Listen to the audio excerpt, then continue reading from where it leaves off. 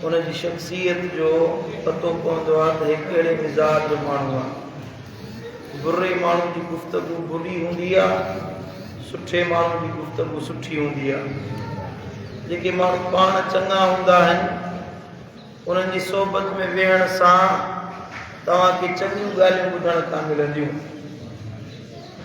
बुरा माण्हू उन्हनि जी गुफ़्तगू तव्हां वेहंदव, तव्हांजी तबियत बि ख़राबु कंदा, दिलि ते बोझ कंदा, बुरो असरु विझंदा।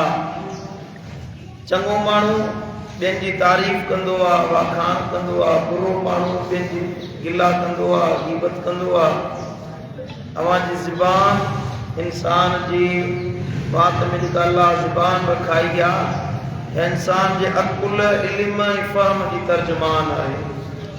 जेको माण्हू आकिल हूंदो, इल्म वारो हूंदो, उनजी गुफ़्तगू बि इल्म वारी ऐं फ़हम वारी हूंदी। लफ़्ज़नि जे ज़रिए इंसाननि जे मिज़ाज जो पतो पवंदो आहे त हे कहिड़ो सख़्तु मिज़ाज आहे, तुरशरू आहे, नरम मिज़ाज आहे, गुस्सेल आहे, गारियल आहे, सुठो आहे, मठो आहे। हिन जे करे बुज़ुर्गनि फरमायो आहे त जॾहिं ॻाल्हायो त तके तोरे सुठो मिठो ऐं सुहिणो ॻाल्हाईंदा कयो, भली गुफ़्तगू कंदा कयो त जीअं तव्हां मुआशिरे में भला लिखिया वञो, बुरा न लिखिया वञो। गुफ़्तगू करणु त ज़रूरी आहे, जेसीं माण्हू ॻाल्हाईंदो कोन तेसीं ताईं हुनजी ॻाल्हि जो पतो कीअं पवंदो। हुनजे करे अल्लाह जो क़ुर बि फरमाए जॾहिं ॻाल्हायो त सुठो ॻाल्हायो। सुठी गुफ़्तगू जे लाइ अल्लाह जो क़ुर बि फरमाए अलम तर कैफ़ ज़रबल्लाहु मसलन कलिमतन तय्यिबतन कशजरतिन तय्यिबतिन अस्लुहा साबितुन व फरउहा फिस्समा। क़ुर बि फरमाए छा तूं न ॾिठो त अल्लाह कीअं मिसाल बयान फरमायो आहे। अल्लाह ताला उन कलिमा तय्यिब पाकीज़ा ॻाल्हि जो मिसाल थो ॾे त उहा पाकीज़ा ॻाल्हि उन वण जे मिसल आहे जंहिंजी पाण ज़मीन में आहे ऐं उन जूं टारियूं आसमान ताईं पखिड़ियल आहे।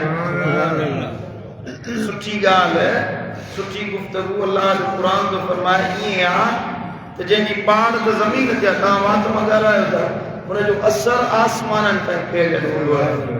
पर जेको बुरी ॻाल्हि करे उहा मसलो कलिमतिन ख़बीसतिन, बुरी ॻाल्हि नापाक ॻाल्हि जो मिसाल ईअं आहे क शजरतिन ख़बीसतिन तुसत मिन फ़ौक़िल अर्दि मा लहा मिन करार।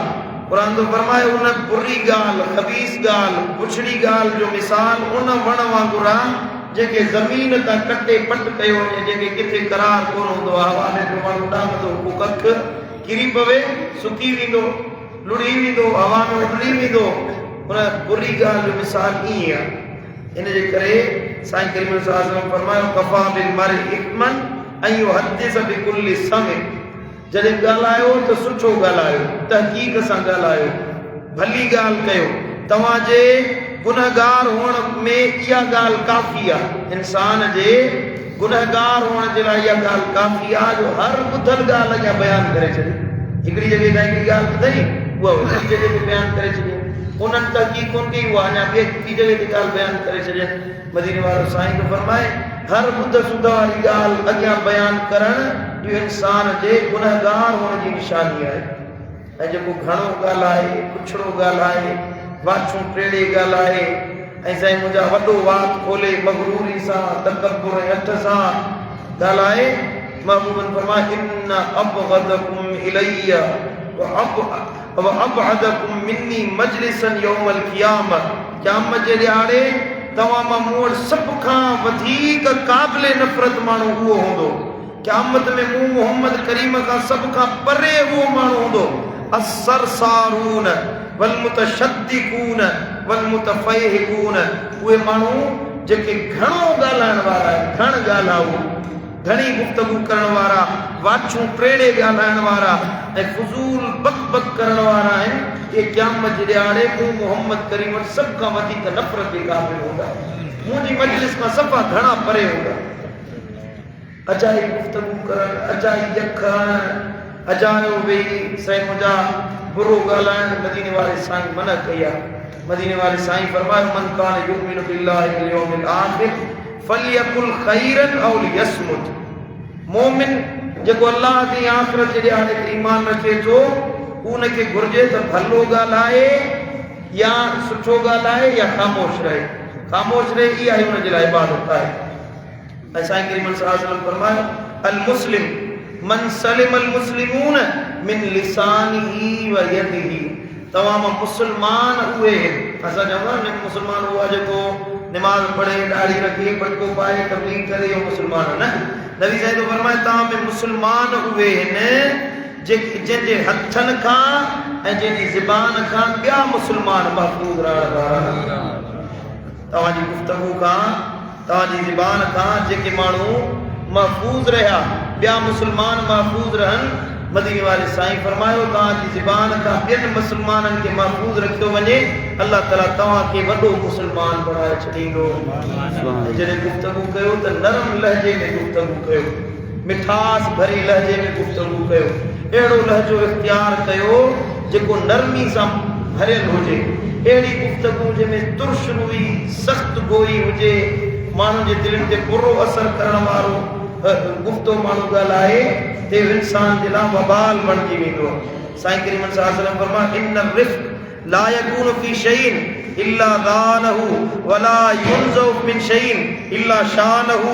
ॿुधो नरमी हर शइ खे सींगारे छॾींदी आहे। कहिड़ी शइ हुजे नरम मिज़ाजी इख्तियार कयो न नरमी उन शइ खे सींगारे छॾींदी। ऐं वला युनज़उ मिन शैइन इल्ला शानहु। ऐं जेकॾहिं कंहिं शइ मां नरमी खे कढियो वञे नरम मिज़ाजी खे ॿाहिरि कढियो वञे ख़तमु कयो वञे त उहा चङी शइ खे बदसूरत बणाए छॾींदी आहे, बुरो बणाए छॾींदी आहे। भलनि अख़लाक़नि मज़ा इहा ॻाल्हि आहे त माण्हू नरम मिज़ाज जे गुफ़्तो पंहिंजो संभाले टके तोरे ॻाल्हाए, कलाम घटि हुजे उन में माना घणी हुजे, अहिड़ी गुफ़्तगू कयो। महबूब सुहिणा लजपाल नबी ईअं ॻाल्हाईंदा हुया जो जुमिलो हिकिड़ो हूंदो उन में माना जा समुंड समाइजे। रसूलुल्लाह सल्लल्लाहु अलैहि वसल्लम जे हिकु ॿिनि लफ़्ज़नि ते माण्हू पीएचडियूं कयूं आहिनि। अहिड़ी गुफ़्तगू कंदा हुया। हज़ार सुफ़नि जा किताब महबूबन करीम जी हिकिड़ी हदीस ते लिखिया विया आहिनि, हिकिड़े कलमे हिकिड़े जुमिले रसूलुल्लाह सल्लल्लाहु अलैहि वसल्लम जे हिकिड़े फरमान ते सवे किताब लिखिया विया आहिनि। ॾिसो न जुमिलो हिकिड़ो हुयो महबूबन करीम कीअं माना हुनजा समुंड हुन में साईं मुंहिंजा समेटे छॾिया हुया। दोस्तो त अहिड़ी गुफ़्तगू कयो जेका मन मोहींदड़ हुजे, माण्हुनि जे अंदरि साईं मुंहिंजा मोहबत भरींदड़ हुजे। अहिड़ी गुफ़्तगू न कयो जो तव्हांजी सोबत मां को माण्हू उथी वञे त पोयां वञी तव्हांजी शिकायत करे, तव्हांजी गिला करे, तव्हां खां वरी वेहण खां तौबा करे वञे। ईअं थींदो आहे न के माण्हू अहिड़ा हूंदा आहिनि उन्हनि सां हिकिड़ो दफ़ो मिलण वञो त पोइ दिलि चवंदी अलाह साईं वरी हिन सां मुलाक़ात करणु न ॾिजे, वरी दिलि न चवंदी हुन वटि वञे।